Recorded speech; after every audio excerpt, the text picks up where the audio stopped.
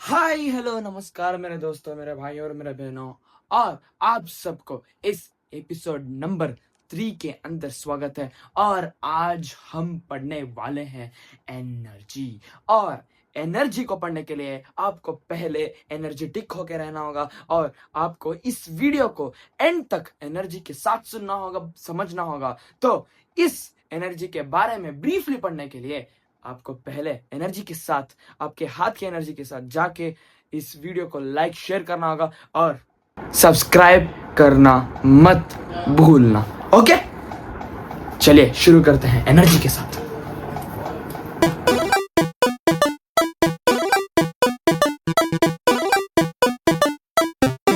तो जैसे कि मैंने बोला, आज हम पहला टॉपिक पढ़ने वाला है, यानी कि ये लास्ट वाला टॉपिक पढ़ने वाला है एनर्जी। तो पहले लिख देते हैं एनर्जी। तो पहले हम समझेंगे व्हाट इज एनर्जी। तो एनर्जी वो होता है जो एक बॉडी, समझे, एक बॉडी जो अपना वर्क करने के लिए एबिलिटी जो एक्सपोज करता है, यानी कि जो एबिलिटी है उस बॉडी का वर्क करने के लिए, तो उसके पास होगा एनर्जी। व्हाट डिड आई से? The body having the capability of doing some work, any work मतलब रियल लाइफ वर्क नहीं, वर्क मतलब हमारा फिजिक्स वर्क। कैसा था फिजिक्स वर्क? वो F S cos theta 90 degree नहीं होना चाहिए, जब डिस्प्लेसमेंट होगा फोर्स इधर एक्ट होगा, वैसा वाला work, not the normal one work what we do in our daily life, the physics वाला वर्क। वो जो बॉडी वर्क करने की एबिलिटी रखता है उसके पास होगा एनर्जी। तो डेफिनेशन के साथ पहले डेफिनेशन लिख देते हैं। The body having capability to do some work, physics work, physics वाला वर्क, नॉट द वर्क जो हम डेली लाइफ में करते हैं। वर्क मतलब होमवर्क, क्लास वर्क, वो वाला वर्क नहीं है। फिजिक्स का वर्क आपने पढ़ा है, जब मैंने वर्क को ब्रीफली एक्सप्लेन करा था कैसा वाला वर्क होता है फिजिक्स में, और कैसे को वर्क कहते हैं और कैसे को वर्क नहीं कहता है, जो पूरा मैंने पढ़ा दिया। उसके ऊपर आपको 10th में कितना पीएचडी करना था उतना पीएचडी मैंने करवा दिया है वर्क के लिए। तो जाके जो नए बच्चे देख रहे हैं इस वीडियो को, जाके पहले एपिसोड 1 से स्टार्ट करना और चैप्टर 1 भी पढ़ लेना। The body having capability to do some work possess energy. तो एनर्जी का डेफिनेशन ये हो गया, एनर्जी वाला डेफिनेशन है। तो ये है हमारा टेक्स्ट बुक डेफिनेशन, और सेलिना का डेफिनेशन है, चाहे तो देख लो। तो मैंने बोला the body having the capability to do some work possess energy. So the energy possessed, it can be any energy. There are many types of energy: thermal energy, heat energy, thermal energy, और हमारा mechanical energy होता है। Mechanical energy में potential energy और kinetic energy के बारे में बात करते हैं, और बहुत है केमिकल एनर्जी है, बहुत सा टाइप के एनर्जी है। और वो एनर्जी को हम नेक्स्ट क्लास यानी कि नेक्स्ट एपिसोड के अंदर डिस्कस करेंगे, और वो वाला एपिसोड होगा हमारा लास्ट एपिसोड इस चैप्टर का। और द फिफ्थ एपिसोड नहीं आने वाला है, मतलब स्पेशल एपिसोड के नाम के साथ, यानी कि न्यूमेरिकल सेशन वो होगा। वो एपिसोड्स नहीं, the special type of video, यानी कि स्पेशल टाइप नहीं, न्यूमेरिकल सेशन है जो मैं लाइव करने वाला अभी नहीं। देखेंगे, टाइम आएगा, मगर करना जरूरी है क्योंकि आपके एग्जाम के लिए हेल्प होगा। तो न्यूमेरिकल सेशंस आएंगे ही आएंगे, तो तब तक के लिए वेट करना। और पहले न्यूमेरिकल्स को लगाने से पहले थियरी को मजबूत करना, और थियरी को मजबूत करने के लिए ही मैं इन एपिसोड्स को बना रहा हूं। तो टाइम में बहुत होगा, कॉन्सेप्ट की तरफ चलते हैं। तो नेक्स्ट हमारा टॉपिक मतलब नेक्स्ट जो हम बात करने वाले हैं इसके एसआई यूनिट है जूल्स। क्यों जूल्स? सोचिए नहीं, समझे। The body having capability to do some work, just capability to do some work, यानी कि एनर्जी वर्क करने, जो बॉडी वर्क करने की एबिलिटी रखता है वो बॉडी को एनर्जी है बोलते हैं, यानी कि वर्क कर रहा है। सो एनर्जी का बेसिकली डेफिनेशन ये हो गया, द सेम टाइप ऑफ, यानी कि एनर्जी एक प्रकार की इनर एबिलिटी है जो हमें वर्क करने के लिए मजबूर करता है। तो वर्क ही तो हो गया हमारा energy.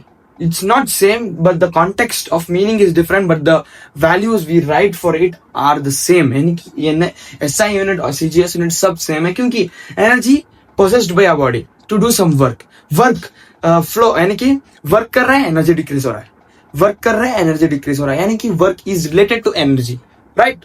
Work is related to energy and is dependent on energy, sorry, energy is dependent on work. So क्या हम बोलते हैं, वर्क डायरेक्टली डिपेंड होगा, सॉरी, एनर्जी डायरेक्टली डिपेंड होगा वर्क पे। So SI unit is joules and CGS unit is अर्ज।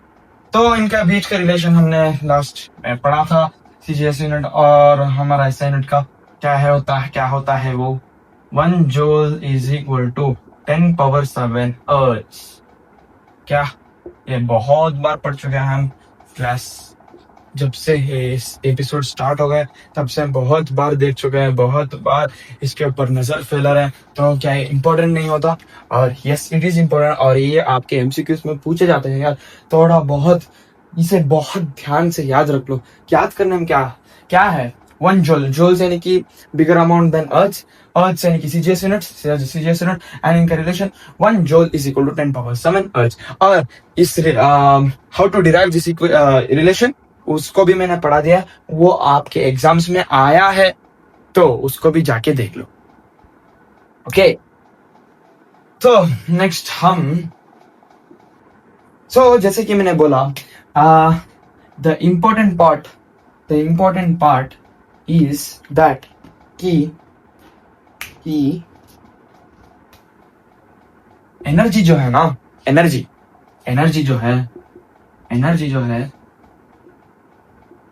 जो है जब एक बॉडी वर्क करता है तो energy always gets transferred. Yes, आपने सही सुना। जब एक बॉडी वर्क करता है तो उसके इनर एबिलिटी, यानी कि इनर कोर से जो इनर जो भी उसके पास एनर्जी था वो वर्क के थ्रू लगा रहा है, तो एनर्जी डिक्रीज होगा, यानी कि energy flows through work to the body that is acting upon, यानी कि जिसके ऊपर वर्क कर रहा है उसके ऊपर फ्लो होगा। क्या बोल रहा हूं?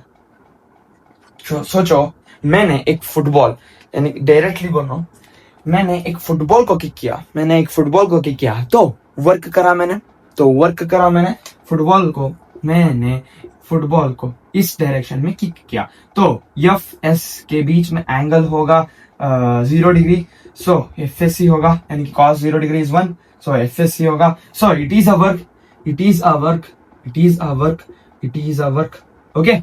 अ वर्क। तो मैंने किक किया, मेरे अंदर एनर्जी था, इनर एनर्जी, यानी कि वही तो मस्कुलर एबिलिटी का एनर्जी मेरे अंदर था, तो मैंने वर्क किया, तो इधर हमारा एनर्जी कम हुआ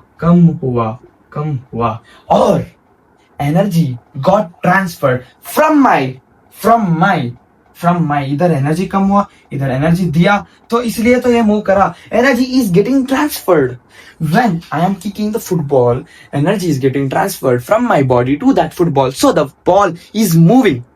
क्या बॉल को मैं किक नहीं करा, क्या मूव होगा वो? नहीं तो ना, नहीं मूव होगा ना वो, क्योंकि मेरा एनर्जी उसके ऊपर एक्ट हो रहा है और मेरा एनर्जी इधर डिक्रीज होगा, उधर एनर्जी को बॉल के सिस्टम के एनर्जी में ज्यादा होगा, तो बॉल मूव हो रहा है, यानी कि एनर्जी इधर डिक्रीज हुआ, एनर्जी इधर इंक्रीज होके बॉल मूव हो रहा है। तो यानी कि मैं बोल रहा हूं energy gets always transferred from one body to another or one form to another. One form to another का मतलब बहुत तरीके का होता है. अब हायर स्टडीज यानी कि बात में पढ़ेंगे. और मैंने बोला लास्ट एपिसोड के अंदर वही हमारा टॉपिक है, तो उधर हम पढ़ेंगे what is one form to another. चाहे वो मैकेनिकल एनर्जी से थर्मल एनर्जी में कन्वर्ट हो सकता है. क्यों? सोचो ये मेरा हाथ है और मैं इसे रब कर रहा हूँ इसे अंदर मेरे बॉडी, यानी कि ये दो हाथ के बीच थोड़ा हीट होगा ना, हीट सेंसेशन आएगा ना तुम्हारे हाथों में. यस, वो हीट सेंसेशन होगा थर्मल एनर्जी, और मैं जो रब कर रहा हूँ वो हमारा होगा मैकेनिकल एनर्जी. और यही तो है हमारा one form to another. Forms energy का फॉर्म्स होता है mechanical energy, thermal energy, chemical energy, ऐसे बहुत फॉर्म्स होता है. तो ये होगा हमारा पहला और रियल लाइफ एग्जांपल आपको समझाने के लिए. What is energy, why energy gets transferred from one form to another, how it is. तो मैकेनिकल एनर्जी रब कर रहा हूं, हीट प्रोड्यूस हो रहा है, थर्मल एनर्जी यानी कि mechanical energy is getting transferred और इट इज गेटिंग कन्वर्टेड और it is going to another form. That form is heat energy और थर्मल एनर्जी, दो भी एक है. तो यही मैं समझाने की कोशिश किया. तो क्या बोला मैंने? Energy always gets transferred from body to body,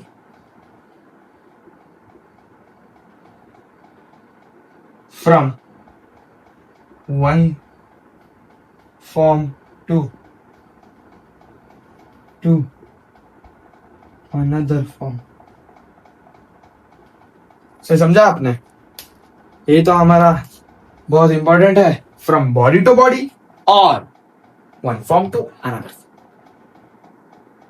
तो नेक्स्ट होगा हमारा इसके बिगर यूनिट्स के बारे में थोड़ा हम लेट्स पॉन्डर ऑन और let's see on some bigger units of the energy.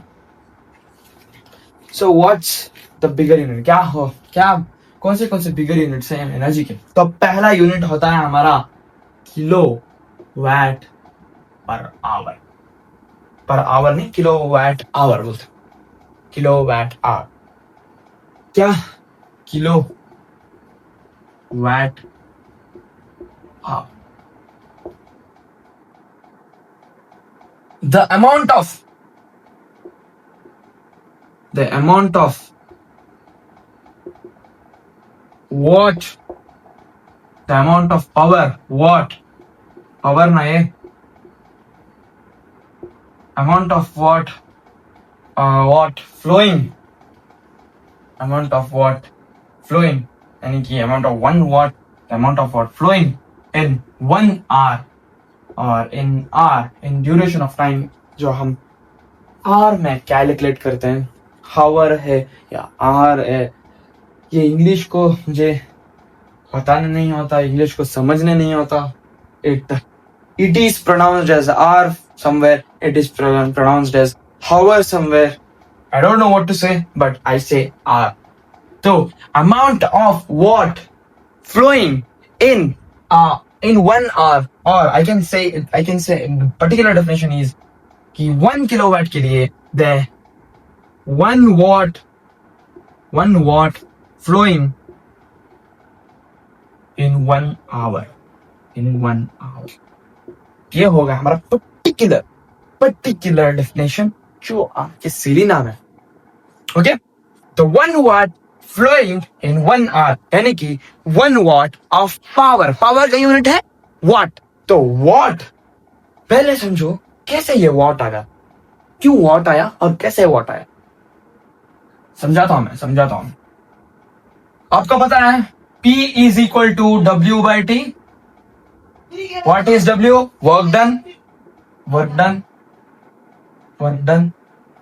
और what is T? Time. क्या एनर्जी और वर्क रिलेटेड है?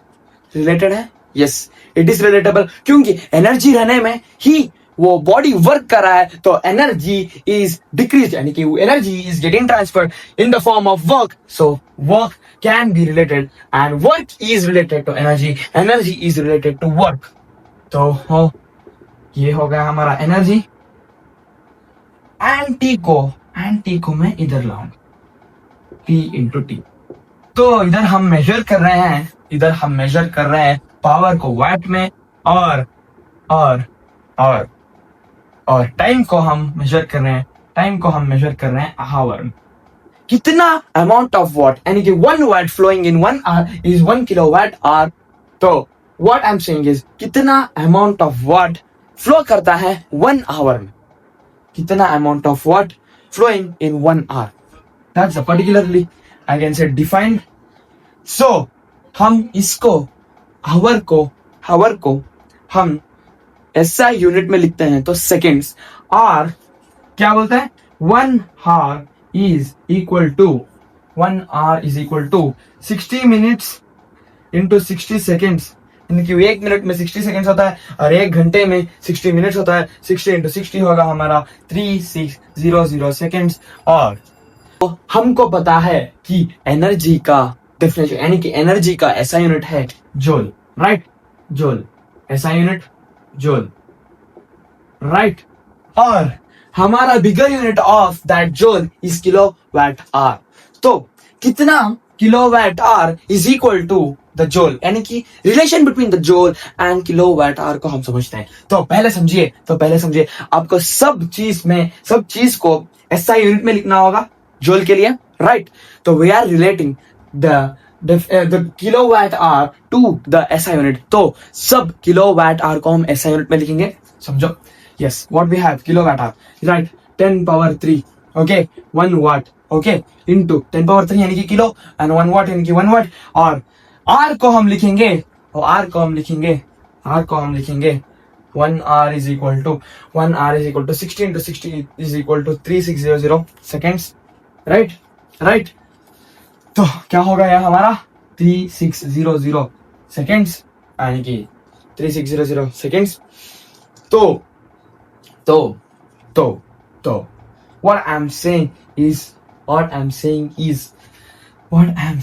is ये हमारा एसआई यूनिट में है तो ये जूल होगा. तो 1 kilowatt hour is equal to 3600 into 10 power 3. ये हम साइंटिफिक नोटेशन में लिखेंगे तो 1 2 3 यानी कि 3.6 इंटू 10 power 3 प्लस 3.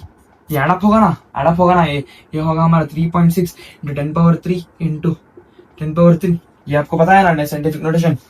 तो 3.6 इंटू 10 power 6. 10 power 6 को हम बोलते हैं मेगा. तो what I can say is 3.6 mega joules. क्या बोल रहा हूं? 1 kilowatt hour is equal to 3.6 mega joules. 3.6 mega joules. ये हो गया हमारा relation between 1 kilowatt hour and its SI unit, यानी कि जूल्स. तो द नेक्स्ट बिगर यूनिट, तो मैंने बिगर यूनिट पढ़ा दिया पहले. तो इसका छोटा लेवल यानी कि छोटा वाला यूनिट, इससे छोटा वाला unit, but the bigger unit for joule is watt hour. तो सेम ये पूरा सेम है, आपको पता है. ये पूरा मैंने दिखा दिया क्या है करके. ये पूरा सेम है भाई. The amount of watt flowing in 1 hour, ये आपको पता होना चाहिए. और the next I am saying is watt hour. तो वाट आवर के लिए किलो नहीं है, तो 1 watt into 1 hour. 1 hour can be written as 3600 seconds because we are relating this to SI unit, यानी कि SI unit कितना joule is equal to 1 kilowatt hour. क्योंकि किलोवाट आवर हमारा होता है बड़ा यूनिट और जूल होता है हमारा छोटा यूनिट कंपैरेटिव टू दिस. तो we are relating to it. What is the relation between 1 kilowatt hour and the joules? How much joules equals to 1 kilowatt hour? Yes 1 kilowatt our 1 वाट यानी कि 1 into 36000 seconds. यहाँ हमारा SL में तो joules हो जाएगा, तो जूल्स कितना हो जाएगा 3.6 इंटू 10⁻³ 1 किलोवाट आवर, तो 3.6 इंटू यानी कि इंटू नहीं है kilo joules KJ 1 kilo sorry 1 kilowatt hour नहीं, sorry 1 watt hour is equal to 3.6 kilojoule. 1 watt hour is equal to 3.6 kilojoules. 1 watt hour is equal to 3.6 kilojoules, और 1 kilowatt hour is equal to 3.6 megajoules. ये आपको याद रहना है, important आपको याद रहना होगा, ये आपको याद रहना होगा है, याद रहना होगा ये, यानी कि याद रखना होगा ये। तो थोड़ा सा next bigger unit of the energy जो हम हमारे हीट एनर्जी को एक्सप्लेन यानी कि मेजर करने के लिए यूज करते हैं, उसको हम समझेंगे। द क्वांटिटी यानी कि measurable quantity is calorie. Okay, calorie ये it is comparatively bigger unit of joule, यानी कि जोल से भी बड़ा है। कैलोरी जो है ना जोल से भी बड़ा है, और हम इसको हीट एनर्जी के मेजर करने के लिए यूज करते हैं। Heat energy is measured by this unit,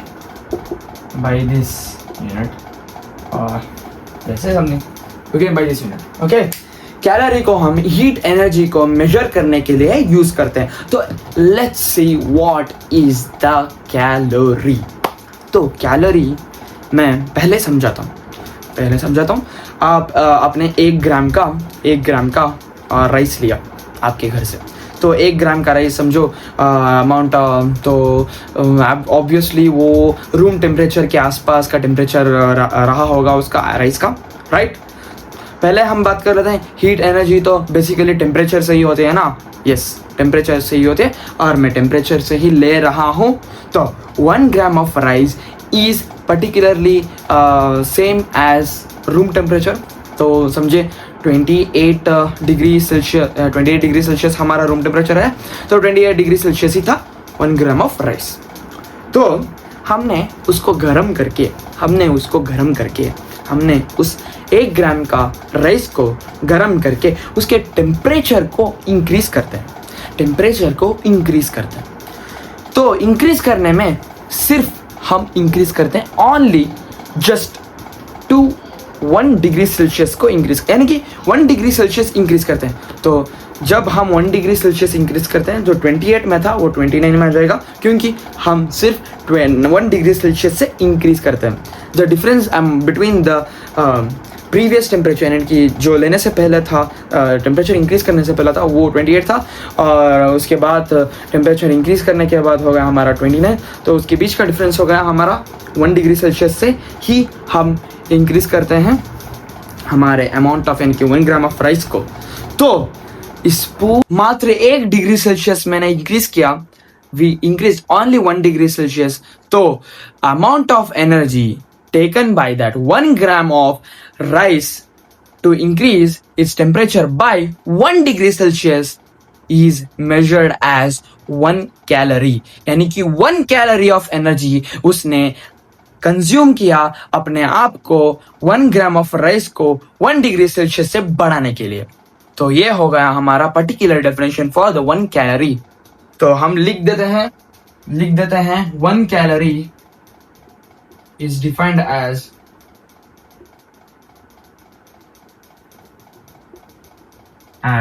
the amount of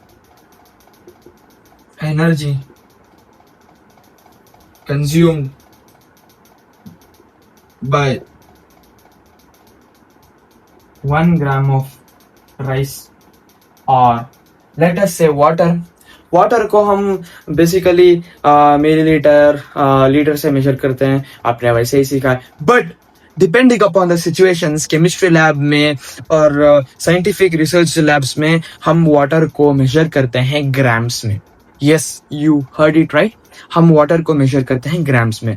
तो depends upon the particular research we are doing upon that. तो तब हमारा मेजरेबल क्वांटिटीज चेंज होगा. यानी हाँ, मेजरेबल क्वांटिटीज चेंज होगा depending upon the aspect we are doing the research. तो तब चेंज होगा. तो अब इधर राइस भी होगा और वाटर भी होगा. Okay, amount of energy consumed by 1 gram of rice or water to increase its temperature by 1 degree Celsius. 1 degree Celsius. तो ये होगा हमारा कैलोरी का डेफिनेशन. तो जैसे कि मैंने बोला, कैलोरी है, calorie comparatively bigger unit of joule. तो 1 calorie is 4.1 joule. ओके, और 1 joule is 0.24 कैलोरी. ये हो गया हमारा कैलोरी और जूल्स के बीच में relation. 1 calorie is equal to 4.18 joules और 1 joule is equal to 0.24 calorie. 1 joule is equal to 0.24 calorie, and these are important. You need to remember.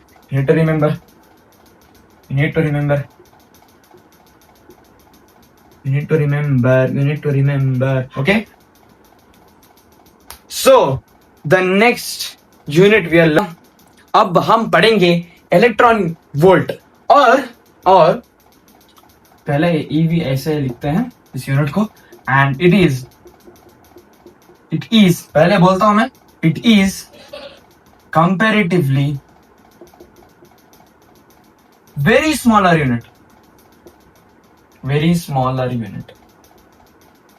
of energy. Okay, अब देखो कि ये इलेक्ट्रॉन वोल्ट क्यों smaller है. पहले वो समझाता हूँ.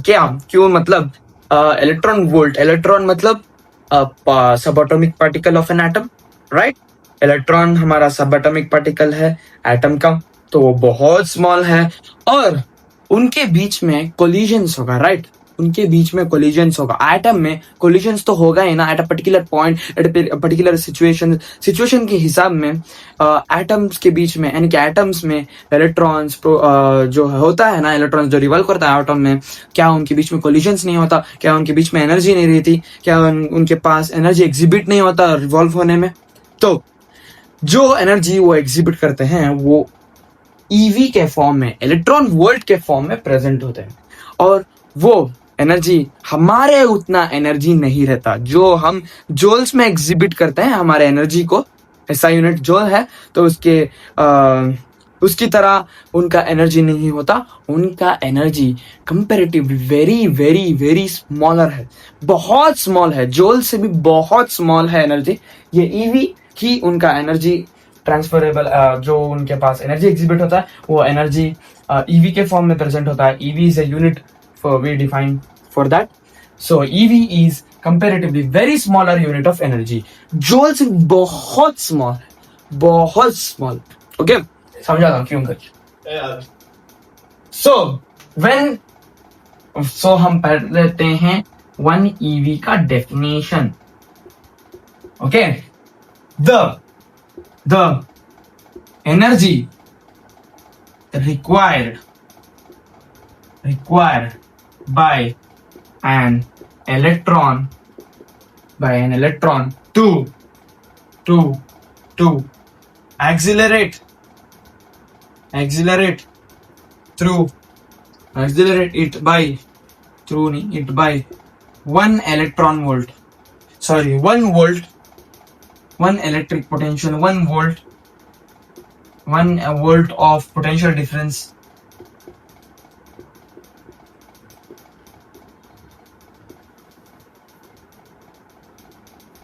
तो ये होगा हमारा 1 EV का डेफिनेशन.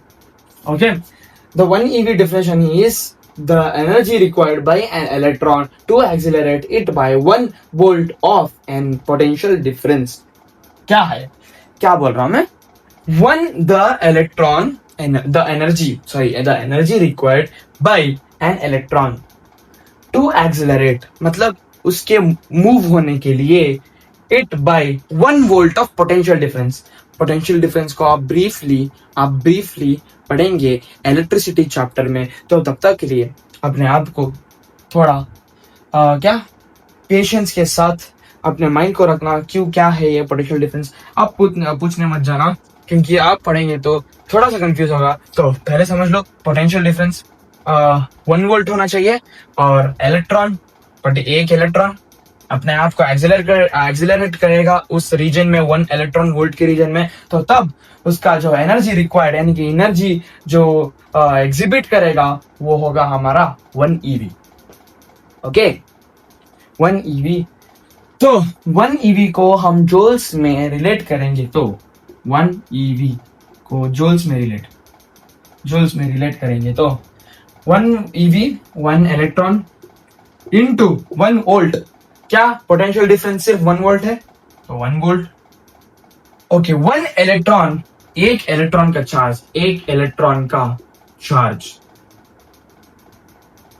चार्ज होता है 1.6 इंटू 10⁻⁻19 कूलम्स। सो हमें कूलम्स हमारा SI यूनिट है ऑफ चार्ज, तो हम लिखेंगे 1.6 इंटू 10⁻⁻19 कूलम्स इंटू 1 वोल्ट। तो ये हमारा 1 EV है, और ये हमारा SI यूनिट में लिखा गया है। ये जो है 1.6 इंटू 10⁻⁻19 कूलम्स है, Coulomb's SI unit of charge है, और चार्ज इलेक्ट्रॉन का चार्ज है 1.6 इंटू 10⁻⁻19 कूलम्स। तो ये होगा हमारा SI यूनिट्स में, जो SI यूनिट में लिखा जाता है एनर्जी का फॉर्म, उसको एनर्जी का SI यूनिट ही जूल है, तो ये हो गया हमारा 1.6 into 10⁻⁻19 joules is equal to 1 EV। यानी कि मैं बोल रहा हूं 1 EV is equal to 1.6 into 10⁻⁻19 joules.